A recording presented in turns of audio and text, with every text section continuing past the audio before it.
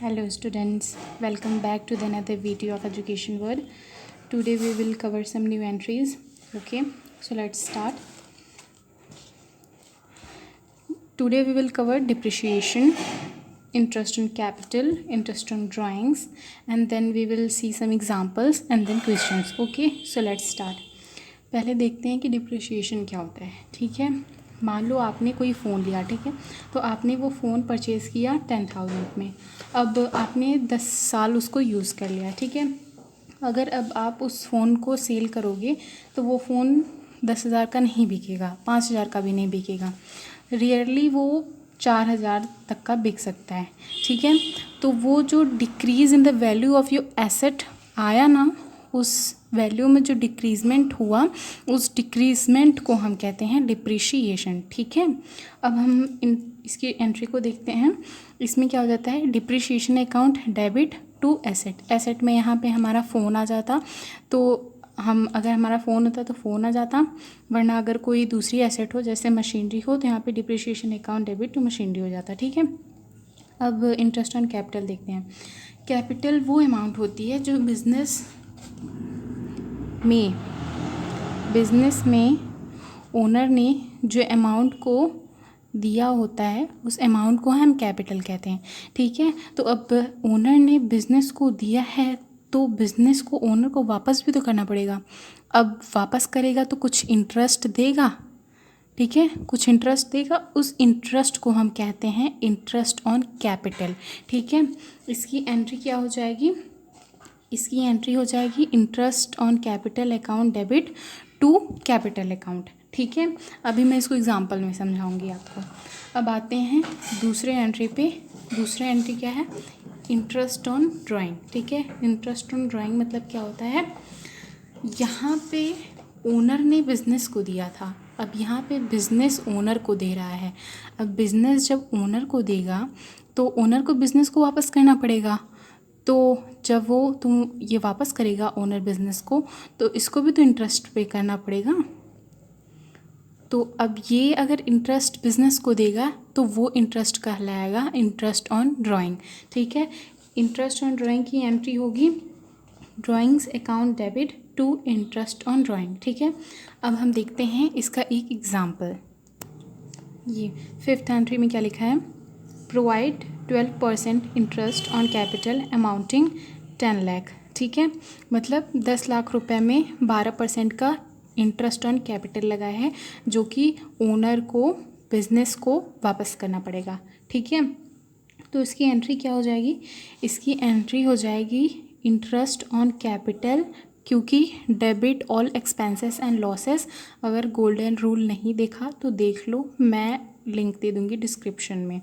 तो debit all expenses and losses की वजह से ये हो गया हमारा डेबिट. ठीक है, interest on capital account debit to capital account. ठीक है, अब इसका अमाउंट फिल हो जाएगा. ठीक है, 1,20,000. अब हम next entry interest on drawing की देखते हैं. इंटरेस्ट ऑन ड्राइंग में क्या लिखा है, charge interest on drawing 8,000 rupees. ठीक है, तो इसकी तो नॉर्मल एंट्री है, इसमें कैलकुलेशन नहीं करना आपको. इसमें क्या हो जाएगा, drawings account debit to interest on drawing. ठीक है, ड्राइंग्स अगर बिज़नेस को मिल रहा है ना तो ये बिज़नेस का फ़ायदा होगा. ठीक है, लेकिन अभी मिला नहीं है. ठीक है, तो यहाँ पे कर देंगे, यहाँ का अगर ड्राइंग्स में कैश मिल जाता ना तो यहाँ पे कौन सा रूल अप्लाई होता, गोल्डन का, डेबिट व्हाट कम्स इन. ठीक है, लेकिन अभी मिला नहीं है, तो अभी भी वैसे ड्राइंग्स में बिजनेस से गए ही हैं तो भी ये एक्सपेंस ही हुआ. ठीक है, तो हम क्या करेंगे, drawings account debit to interest on capital. अब नेक्स्ट देखते हैं. यहाँ पे कुछ एंट्रीज़ हैं जो आपको दिक्कत दे सकती हैं. ठीक है, समझ में नहीं आएगा तो मैं समझा देती हूँ. इसमें क्या बोला है कि बॉट गुड्स फ्रॉम नेलेस for cash 50,000, also paid 1,000 for their carriage. ठीक है, कैरेज मतलब भाड़ा होता है, इन हिंदी वर्ड कैरेज मतलब भाड़ा होता है. तो इसमें क्या करोगे आप, अगर उसने गुड्स परचेज़ किया है, ये ध्यान से सुनना, अगर गुड्स परचेज़ किया है और कैरेज दे रहा है तो गुड्स का पैसा अलग लिखोगे, कैरेज का अलग लिखोगे. लेकिन अगर उसने मशीनरी परचेज़ की और कैरेज दिया तो मशीनरी में वो कैरेज का पैसा जुड़ जाएगा. ठीक है, ये एक चीज़ होती है। ये मैं आपको एग्जांपल के साथ दिखा दूँ। देखो जैसे नीलेश ने गुड्स परचेज़ किया, ठीक है, 50,000 का, और कैरेज दिया, तो इसकी एंट्री क्या हो जाएगी? इसकी एंट्री हो जाएगी purchases account debit, carriage account debit to cash, ठीक है। यहाँ पे परचेज़ का 50,000 अलग से दिखा, फिर कैरेज का 1,000 अलग से दिखा।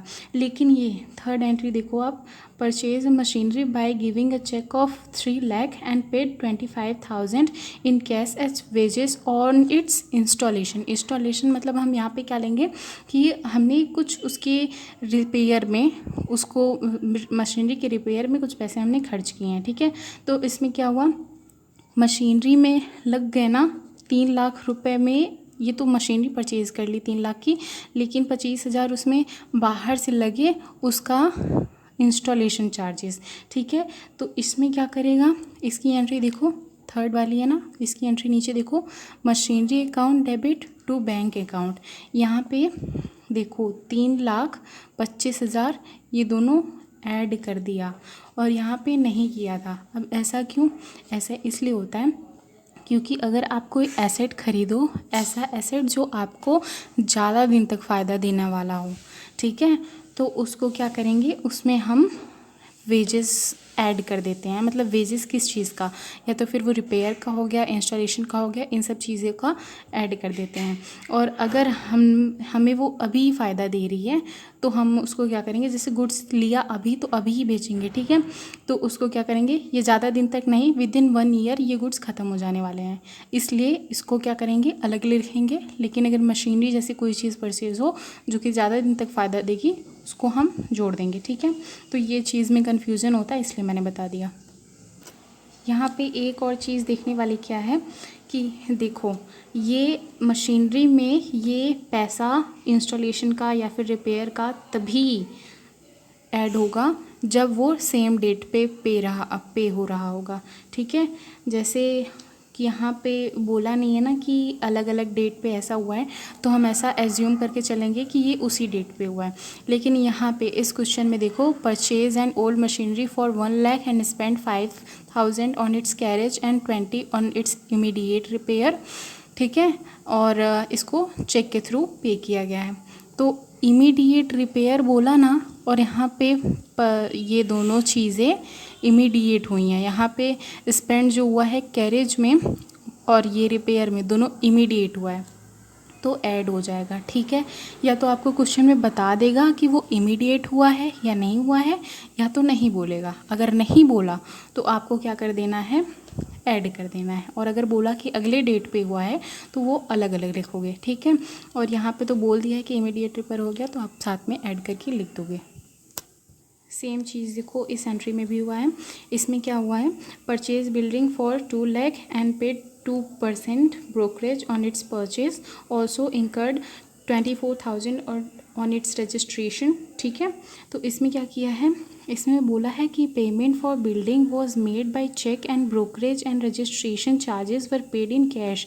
इसका क्या मतलब हुआ, बिल्डिंग जो परचेज़ किया था उसका पैसा तो हमने कैश में दे दिया, लेकिन उसका पैसा तो हमने चेक में दे दिया, लेकिन जो ब्रोकरेज और रजिस्ट्रेशन का पैसा हुआ है उसको हमने क्या किया है, कैश में दिया है। अब इसको समझो, बिल्डिंग जो होगी वो हमारी ऐसी एसेट है जो कि हमें बहुत दिन तक फ़ायदा देने वाली है। विदिन 1 ईयर तो ख़त्म नहीं हो जाएगी बिल्डिंग, बहुत दिन तक फ़ायदा देगी। तो इसमें क्या करेंगे, इसमें भी तो ऐड ही करना पड़ेगा ना। यहाँ पे बिल्डिंग लिख के आपको ब्रोकरेज, रजिस्ट्रेशन, ये सब लिख के ऐड ही करना पड़ेगा, ठीक है। तो ऐड हम करेंगे, लेकिन इसमें क्या करेंगे, आधा पैसा जो चेक से हुआ है, पे किया गया है, उसको चेक में लिखेंगे, और जो पैसे कैश में पे किए गए हैं उसको कैश में लिखेंगे, ठीक है। अभी दिखाती हूँ। देखो ये वाली एंट्री थी, बिल्डिंग में था, ठीक है, बिल्डिंग परचेज़ किया था, ब्रोकरेज और रजिस्ट्रेशन का पैसा और बिल्डिंग का पैसा, ये तीनों इसी बिल्डिंग में ऐड हो गया है। क्यों? क्योंकि बिल्डिंग ऐसी एसेट है जो कि विदिन 1 ईयर ख़त्म नहीं होगी, वो बहुत दिन तक फ़ायदा देगी, इसलिए आपको वो सारा पैसा इमीडिएट उसमें ऐड कर दिया गया था। और उस क्वेश्चन में ये भी नहीं बोला था आपको कि वो इमीडिएट हुआ है कि देर में हुआ है, ठीक है। इसलिए आपको ऐसा एज्यूम करके चलना है कि वो क्या करेगा, तुरंत उसी दिन जब भी ब्रोकरेज दिया होगा या रजिस्ट्रेशन दिया होगा वो उसी दिन दिया होगा, इसलिए आपको ये एज्यूम करके चलना है और बिल्डिंग में वो ऐड कर देना है, ठीक है। अब इसका आधा पैसा पे हुआ था कैश में और आधा पैसा हुआ था चेक में, ठीक है। तो चेक में जो हुआ था उसको चेक में लिख देंगे, जो कैश में हुआ था उसको कैश में लिख देंगे, और बाकी सब हम यहाँ पे टोटल उसका लिख देंगे, ठीक है। अब आगे की एंट्रीज अगले में कवर करूँगी, एंड ऐसी एंट्रीज पाने के लिए सब्सक्राइब द चैनल।